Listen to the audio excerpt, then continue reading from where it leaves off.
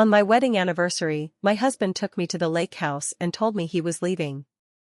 His sister handed me a note that read, "You were never one of us." As I packed my bag, I found an old recording device still running. I played it back and heard him say, "Once the money transfers, we'll be free of her." So I played it at the family dinner the next night and then. I'm still trying to wrap my head around what happened. I thought I knew Jason. We'd been together for 10 years. 10 years. That's a long time to build a life with someone. I thought we had it all, the house, the careers, the trips, the inside jokes, the dreams we whispered late at night. So when he told me we were going to the lake house for our anniversary, I thought it was his way of making up for how distant he'd been lately. I thought maybe we could fix things. We drove up from our place in Albany. The lake house was his family's, tucked away near Lake George. I always loved it there. The smell of the pine trees, the way the water shimmered in the morning, the sound of the loons at night. It felt like a safe place. But the second we got there, something felt off. Jason was quiet the whole drive up. I tried to ask him about work, about the kids, about the plans for the weekend, but he just stared out the window, barely answering. When we pulled into the driveway, he didn't even help me with the bags. I should have known something was wrong. That night, we sat by the fire. I wore the blue sweater he always said he loved. I even cooked his favorite dinner, lasagna, garlic bread, salad with extra olives. I poured us some wine and tried to get him to talk. He barely touched his plate. Then, after we ate, he just said it. "I'm done. I can't do this anymore. I want out." Just like that. It felt like I'd been slapped across the face. I stared at him, waiting for him to take it back. But he didn't. He just sat there, calm, like we were discussing the weather. I asked him why. He said he wasn't happy. That he hadn't been happy for years. That I wasn't who he thought I was. Then, before I could even process that, Diane walked in. Like she'd been waiting. She had this smug look on her face, like she was enjoying every second of it. She handed me a small folded note, no words, no explanation, just a little piece of paper like I was some stranger at a party. I opened it. "You were never one of us." That's all it said.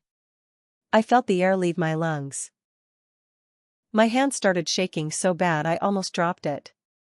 I looked up at her, and she just smirked. Like it was funny. I didn't say a word. I couldn't. I went upstairs and started throwing my stuff into a bag. My hands were trembling so much I could barely zip it. I felt dizzy, like I was going to throw up. I couldn't think straight. That's when I saw it, an old recording device sitting on the dresser. It was one of those little handheld ones Jason used to use for work meetings. The red light was still on. It had been recording. I don't know why I picked it up. Maybe I was hoping to hear something, anything, that would make sense. I pressed play. At first, it was muffled. I could hear Jason's voice, low and steady. "Once the money transfers, we'll be free of her." Then Diane's voice, sharp and cutting, "She'll be out of our lives, and we'll finally have control of everything. It's the only way." I froze. I couldn't breathe. The room spun around me. My heart was pounding so loud it drowned out everything else. They weren't just leaving me. They were scheming. Plotting. This wasn't just about a breakup. This was about money. Control. I sat there for hours, listening to the recording over and over, trying to piece it together. Every time I heard it, it felt like another knife in my chest. I thought about all the years I'd spent taking care of him. The family dinners I hosted.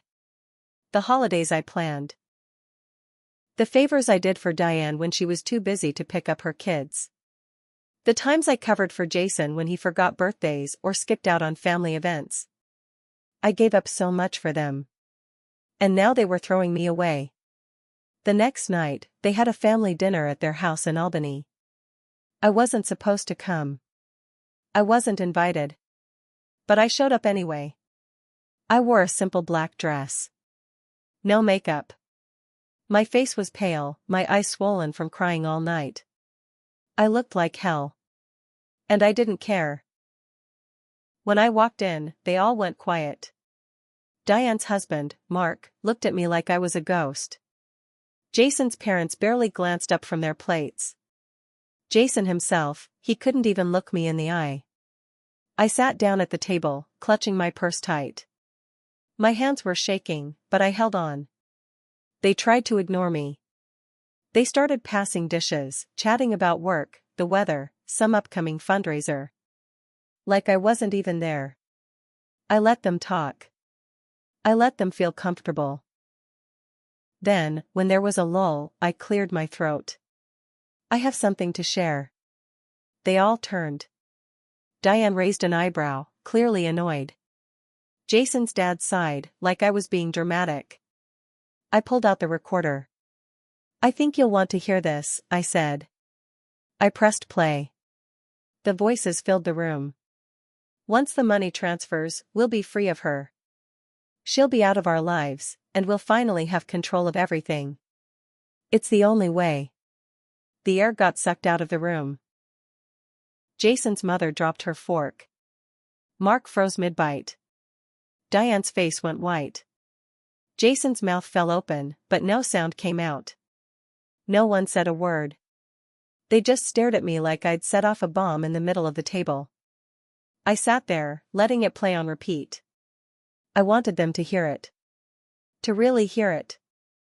I looked at Jason, his face pale, his hands clenched into fists on the table. I looked at Diane, her mouth tight, her eyes darting around like a trapped animal. And I smiled. After I let the recording play through a few times, the room was so quiet you could hear the clock ticking on the wall. The tension hung heavy, like the walls themselves were holding their breath. Jason finally broke the silence. Turn it off. His voice was low, sharp. I didn't move. I said turn it off. He was trying to sound in control, but I could see the panic in his eyes. His hand trembled as he gripped his fork, his knuckles turning white. I leaned back in my chair, arms crossed, the recorder still playing. You think you can just throw me away? I said, my voice calm, cold. After everything I gave up for you? Diane finally snapped. This is pathetic, Rachel. Just leave. You're making a scene. I turned to her slowly. My heart was racing, but I kept my voice steady. I'm not going anywhere. Jason's father cleared his throat, trying to play the peacemaker. Maybe we should all calm down. No, I cut in. My voice was sharp now, louder. I felt my anger bubbling over, but I held it in, just enough. You all knew, didn't you? I said, looking around the table. This wasn't just Jason and Diane. This was all of you. No one met my eyes. Jason's mother, Barbara, fidgeted with her napkin, her lips pressed tight. Mark stared at his plate. Even the cousins, who had barely spoken all night, looked away. It was like the walls had swallowed them whole. I stared Jason down. I gave up my job for you. I put my career on hold so you could chase your dreams. I moved away from my family. I threw myself into this family. And all the while, you were planning this. Jason's face twisted in anger, but I didn't care. Diane tried to speak again, her voice shaking. You were never one of us, Rachel. You don't belong in this family. You never did. I laughed, short, bitter. Funny, Diane. I was the one who took care of your kids when you couldn't be bothered. I was the one who helped your mother when she broke her hip. I was the one who made sure Jason didn't fall flat on his face when his business nearly went under. I guess that's what not belonging looks like. Jason stood up, knocking over his chair. That's enough, he shouted. His voice cracked. I could see it now, the cracks in the perfect facade they'd all built. They were scared. Good. But I wasn't done. I reached into my purse and pulled out a folder. I placed it on the table in front of Jason. "What's this?" he demanded. "Bank records," I said. My voice was steady, but inside, I was shaking. "Transfers. Investments. All the shady little accounts you thought I didn't know about." Jason's face drained of color. "You went through my accounts?" "Damn right I did." I looked around the table, making sure everyone was watching. "I know where the money's going. Offshore accounts, under fake names. You weren't just leaving me, Jason. You were trying to screw me over. You were stealing from me." Jason's father slammed his hand on the table. "That's enough." I turned to him slowly. "No, it's not. Your son has been laundering money through the family business. Did you know that? Or were you in on it too?" The room erupted in chaos. Jason was shouting, his mother was crying, Diane was hissing something under her breath, Mark was trying to calm everyone down. It was a mess, a beautiful, tangled, chaotic mess. I sat back and watched it unfold, a sense of cold satisfaction creeping in. But I knew this wasn't over. Not by a long shot. They were going to fight back. They were going to come at me hard. And I was ready. After that dinner, the fallout came fast. Jason called me the next morning, his voice frantic. He begged me to keep it quiet, tried to spin it like it was all a misunderstanding. He said we could work it out if I just walked away quietly. I hung up on him. Diane sent a text. "You're blowing this way out of proportion." I didn't reply. The rest of them tried to rally, tried to circle the wagons. They underestimated me. They thought I'd fall apart. But I didn't. I hired a lawyer, the best one I could find in Albany. I handed over everything, the recording, the bank records, the fake account details I found, emails Jason thought he'd deleted, and the names of people involved in the shady deals. Turns out Jason wasn't just trying to screw me over. He was screwing over his own family, too. Skimming from the family business, hiding it in offshore accounts, funneling it through shell companies. Diane was in on it. So was Mark. The lawyer said it was more than enough for a full investigation. 2 weeks later, the IRS and the state auditors came knocking. The family's business accounts were frozen. Jason's father, the patriarch, tried to plead ignorance, but when they pulled the records, his name was all over the paperwork. Diane's husband, Mark, tried to claim he was just an employee, but his signature was on the accounts, too. Jason? He was arrested. Fraud, tax evasion, conspiracy. Diane got charged, too, wire fraud, aiding and abetting. Mark was hit with conspiracy charges. The whole family crumbled like a house of cards. Their fancy cars were seized. The big house on the hill? Foreclosed. The vacation home in Lake George? Gone. I'll never forget the look on Jason's face when I saw him in court for the arraignment. Pale. Shaking. His lawyer whispering frantically in his ear. He tried to look at me, but I didn't give him the satisfaction. I sat there, stone-faced, letting him feel the weight of it all. But here's the thing. I didn't walk away unscathed. The truth is, I'd been blind for too long. I'd ignored the signs, let myself get comfortable, stopped paying attention to the details. I put everything into Jason and his family, my time, my money, my heart. I gave up friendships, passed on job offers, cut ties with people who cared about me, all for them. I had to start over from scratch. My savings were drained. My credit took a hit from joint accounts I hadn't realized Jason had maxed out. I lost years I'd never get back. But I did get something in the end, freedom. I moved back to my hometown in upstate New York. Rented a small apartment. Got a job in a bookstore, just to pay the bills. And I started therapy. I had to face some hard truths about myself, about how I let people use me, how I kept giving chances to people who didn't deserve them. It wasn't easy. Some days I woke up angry, others I felt nothing at all. But every time I thought about Jason sitting in that cell, Diane scrambling to find a lawyer, their parents selling off their antiques to cover legal fees, I smiled. Because they tried to destroy me. And in the end, they destroyed themselves. I may have lost time, but they lost everything. And that's the kind of justice I can live with. The night of the family dinner was just the beginning. After I exposed them with the recording, the family scrambled like rats. Jason tried to spin it. He called me the next day, acting like I was the one who misunderstood.